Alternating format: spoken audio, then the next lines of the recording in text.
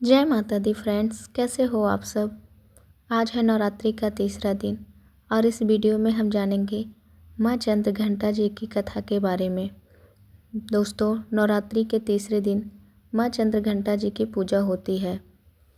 9 देवियों में से माँ चंद्रघंटा तीसरे नंबर पर मानी जाती हैं।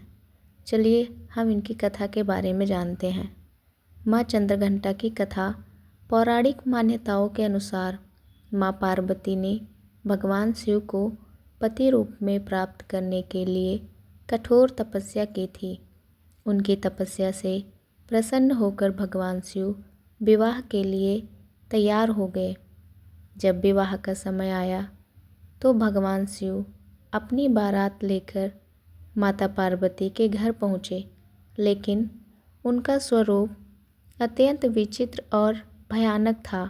सारे शरीर पर भस्म, गले में सांपों की माला, जटाओं में बहती गंगा और साथ में भूत प्रेतों की टोली। यह दृश्य देखकर माता पार्वती के माता पिता और परिवारजन अत्यंत भयभीत हो गए। पूरे वातावरण में डर और असमंजस फैल गया। तब माता पार्वती ने सोचा कि यदि भगवान शिव इसी रूप में विवाह करेंगे तो यह विवाह सभी के लिए कष्टदायक बन जाएगा। तभी माता ने अपना एक दिव्य और तेजस्वी रूप धारण किया, माँ चंद्रघंटा का रूप। इस रूप में उनके मस्तक पर अर्धचंद्र के आकार की घंटी सुशोभित थी, जो निरंतर मधुर ध्वनि करती थी। इसलिए उनका नाम पड़ा चंद्रघंटा। माँ चंद्रघंटा का रूप अत्यंत सुंदर, शांत और दिव्य था।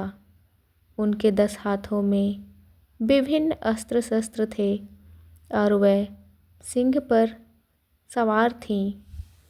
यह रूप न केवल सौंदर्य का प्रतीक था, बल्कि शक्ति और संतुलन का भी प्रतीक था। माँ ने इस रूप को देखकर भगवान शिव ने भी अपने स्वरूप को बदल लिया और एक सुंदर, सौम्य और आकर्षक रूप धारण किया। इसके बाद माता पार्वती और भगवान शिव का विवाह धूमधाम से संपन्न हुआ।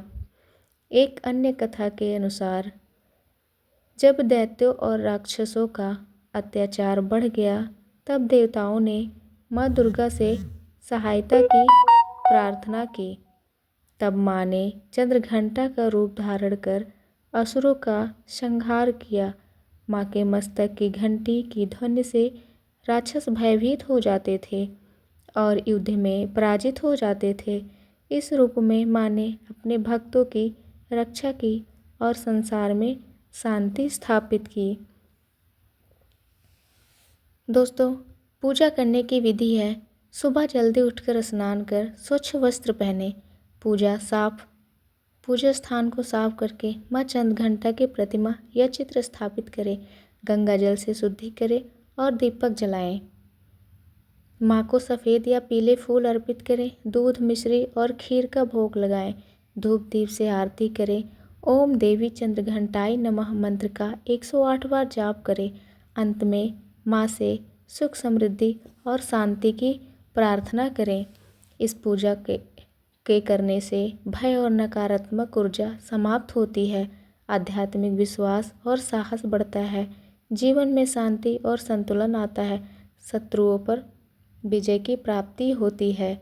माँ का यह स्वरूप हमें सिखाता है कि जीवन में शक्ति और शांति दोनों का संतुलन आवश्यक है।